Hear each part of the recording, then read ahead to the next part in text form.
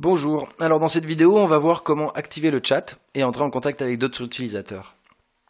Donc contacter les salles et festivals et vous faire connaître des professionnels c'est super important, mais une autre technique pour trouver des dates serait d'entrer en relation avec d'autres groupes plus ou moins de votre niveau et de votre genre. Donc on imagine que les groupes utilisant Purple Base sont déjà un peu avancés dans le développement de carrière.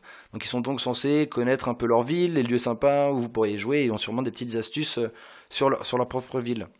Ils connaissent les petites assos qui programment dans leur genre et qui donnent peut-être la chance à des groupes qui ne sont pas du coin. Donc dites-vous que deux groupes qui font le même genre de musique galèrent autant à Marseille qu'à Lille, qu'à Mulhouse. Alors entraidez-vous, montez des plateaux ensemble, invitez-vous à jouer chez l'un, chez l'autre, etc. Donc c'est pour ça qu'on a mis un chat dans Purple Base. Donc de base, votre chat il n'est pas activé. On ne voudrait pas vous forcer à quoi que ce soit. Donc pour l'activer, il faut vous rendre dans la partie réglages de votre compte. Pour activer le chat, vous devrez indiquer le nom de votre projet et une adresse pour qu'on sache où vous trouvez. Essayez de mettre une adresse assez précise, sinon vous vous retrouverez à l'hôtel de ville avec les autres groupes de votre ville qui n'ont pas donné cette précision. Puis ajoutez vos genres de musique, votre page Facebook et site internet pour que les autres puissent aller voir votre univers avant de vous contacter. Voilà, entrez votre mot de passe, validez et votre chat est désormais actif. Donc pour entrer en contact, il y a plusieurs options. Vous pouvez d'abord passer par la carte des utilisateurs, qui s'ouvre depuis le menu de gauche. Voilà, les utilisateurs sont représentés par des logos Purple Base.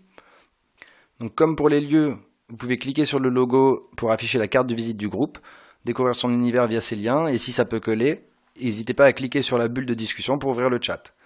On voit alors la liste des discussions en cours et la fenêtre pour discuter avec le groupe. Le petit point rouge indique qu'ils ne sont pas actuellement connectés. Le bouton d'info si on a oublié qui ils sont.